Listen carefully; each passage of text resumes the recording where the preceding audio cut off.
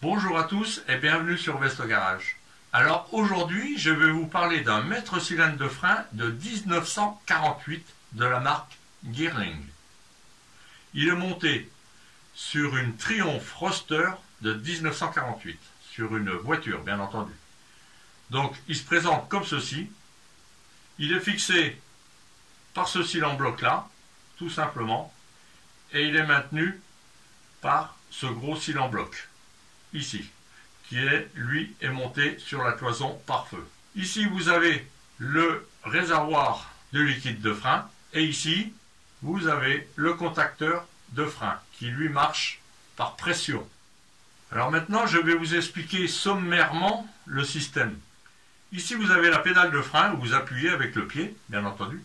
Quand vous appuyez avec le pied, vous poussez la tige, ici, qui, elle, vous servira tout simplement de piston, en direct. Alors si on démonte, cette tige-là sert directement de piston. Voilà. Alors, ce cylindre de frein-là, je l'ai démonté tout simplement parce qu'il fuyait. Après 70 ans, j'espère qu'il a déjà été réparé, mais il fuyait à partir d'ici, et un tout petit peu à partir d'ici. Alors maintenant, je vais vous montrer le démontage du cylindre et ce qu'il faut changer. Alors maintenant, regardez la vidéo. Et si vous aimez mes vidéos, n'hésitez pas à vous abonner, à liker, à commenter. Donc voilà comment se présente le mètre cylindre de frein. Donc ici, vous avez le système d'accrochage avec le cylindre bloc. Ici, vous avez le contacteur qui marche par pression. Ici, le réservoir de liquide de frein avec son bouchon. Ici, le gros caoutchouc qui vous servira à maintenir l'ensemble de devant. Et ici, le ressort pour la pédale. Pour le démontage, donc bien entendu ici c'est vissé, hein, c'est serré. Moi j'avais déjà tout démonté. Donc voilà, vous démontez ça comme ça. Vous pouvez enlever les goujons. Mais ça c'est pas obligatoire. Ensuite, vous tirez l'axe de la pompe. Alors attention, voilà. Ici une petite cale qui vous servira de glissière qui rentre dans l'encoche ici. Voilà, donc là il est démonté. Maintenant au niveau des joints, vous avez un joint ici. Donc ici c'est une grosse rondelle que vous soulevez. Voilà. Et en dessous, un joint. Voilà, comme ceci. Ici, vous avez une bague en bronze que vous enlevez ou que vous gardez. Tout dépend si vous avez du jeu ou non. Elle fait environ diamètre intérieur 12 mm 2. Donc il faut tout simplement voir si il y a du jeu. Là apparemment j'ai pas mal de jeu. Donc je vais être obligé de la changer. Alors pour la changer, je vais pas le faire tout de suite. Il faut chauffer l'ensemble et ensuite la pousser par l'intérieur. Voilà, c'est tout ce que vous avez à faire là-dessus. Cette partie-là, donc ici était fixé le contact de frein, donc c'est à contrôler. Ici, un banjo qui était fixé, donc le voilà, qui était ici, qui relie frein avant, frein arrière. Ici, cette partie-là, donc se démonte également. Voilà. Voilà comment c'est positionné. Et ici, un petit joint qui vient là, et cette grosse bague. Alors, bague avec des petits trous. Donc vous l'enlevez. Ensuite, un petit joint qui est complètement foutu. Ensuite, une rondelle avec des crans. Et ensuite, un autre joint qui est complètement foutu également. Voilà ce que vous trouvez à l'intérieur. Et bien entendu, il faut tout nettoyer. Voilà ce que vous avez. Voilà, il manque ici simplement la bague en bronze.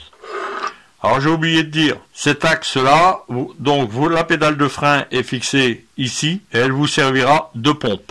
Alors si cet axe-là est rouillé, il faut le changer absolument. Donc il est soit chromé, c'est du chrome dur, ou alors un axe en inox. Cette partie-là, si on peut la changer, on la change. Le problème, c'est de retrouver les pièces. Ça, c'est compliqué. Donc maintenant, je vais commander tous mes joints et je vais tout changer. Alors voilà l'ensemble entièrement nettoyé. Donc vous voyez, il n'est pas vilain. Tout est bien propre. J'ai reçu mes nouvelles pièces. Donc merci à Triumph Roster Parts, à John Street, qui m'a envoyé ça en toute urgence. Alors bon, j'ai les deux joints. J'ai la petite mousse qui va bien. Et j'ai la petite bague qui se trouve ici. Alors, je me suis aperçu que la bague, c'est du 12-2. Moi, ça va pas, elle est légèrement trop grande. Donc, j'ai laissé mon ancienne bague, qui est beaucoup plus étanche. Alors, voilà comment ça se présente. Alors maintenant, il faut savoir qu'ici, vous avez un joint qui est légèrement plus épais. C'est pour ça, c'est signalé top. Alors la question, c'était savoir si le top, c'est le joint qui va là, ou c'est le joint qui va là. Je ne sais pas. J'en ai absolument aucune idée. Alors top, ça veut dire en haut, mais en haut, c'est ici ou c'est là, je ne sais pas. Donc je présume, comme ils m'ont mis le joint en laine, que ça va les deux ensemble. Donc ces deux-là vont ici. Donc je vais mettre celui-ci là. Alors pour mettre l'ensemble, il faut vraiment que votre maître-cylindre soit très propre et très sec. Alors quand vous montez ça, vous ne montez pas avec de l'huile ou quoi que ce soit. Vous montez tout à sec ou alors vous utilisez du liquide de frein. Tout ça pour ne pas polluer le liquide de frein qui sera à l'intérieur, bien entendu. Alors ça va aller comme ça avec, bien entendu, le petit guide que vous n'oubliez pas. Alors le petit guide, il a un côté arrondi et un côté plat. Donc théoriquement, le côté arrondi, c'est quand vous poussez. Alors maintenant, pour tout monter, on va commencer à monter celui-ci. Le petit joint. Voilà, le joint là. Donc le joint là, il vient ici. Donc bien sûr, toujours bien propre et bien sec. Vous positionnez votre joint. Alors il va dans ce sens-là, hein.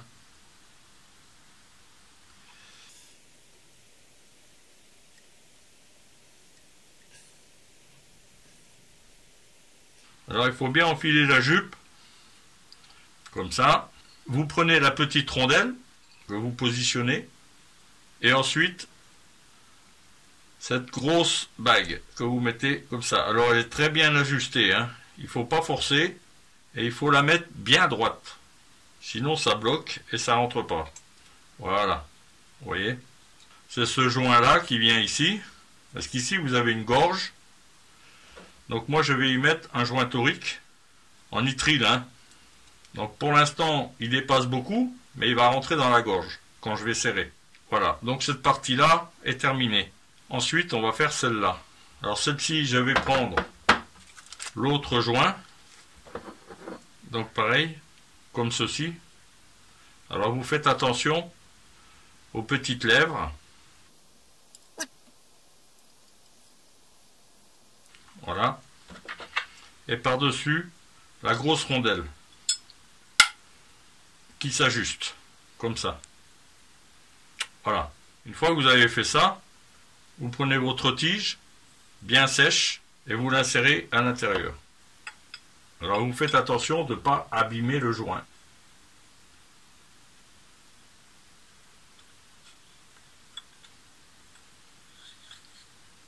Voilà. Vous allez assembler l'ensemble. Alors ça va comme ça. Alors vous ressortez un petit peu. Vous poussez un petit peu là. Voilà. Vous repositionnez tout correctement. Voilà. Et ensuite, vous serrez. Bon, maintenant, vous mettez les rondelles.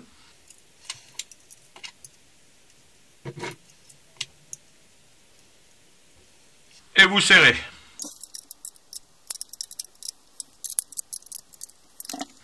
Une fois que c'est bien serré, ça devrait fonctionner. Voilà. Donc, ici, maintenant, il vous faut Voilà, le petit ressort. Donc ça va ici.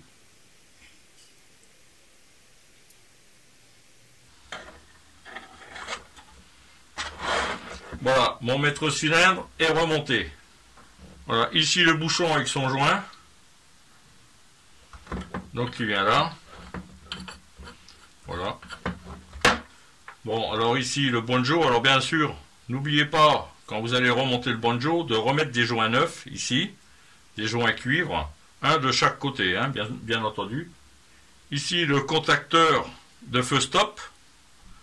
Alors vous le nettoyez correctement, vous le séchez et vous le testez avant de le monter. Ensuite, vous aurez ici, pour le maintenir, un gros cil en bloc comme ça. Donc je n'en ai pas trouvé, donc j'ai remis l'ancien, je l'ai renettoyé, je l'ai siliconé, je vais le talquer de manière à ce qu'il puisse remonter comme ça. Et comme ça. Voilà. Comme ça et comme ça. Voilà, donc j'ai terminé ma vidéo sur le maître cylindre de frein pour une Triumph Roadster de 1948. Donc si vous avez aimé mes vidéos, n'hésitez pas à vous abonner, à liker, à partager et à commenter. Et maintenant, je vous dis à la prochaine.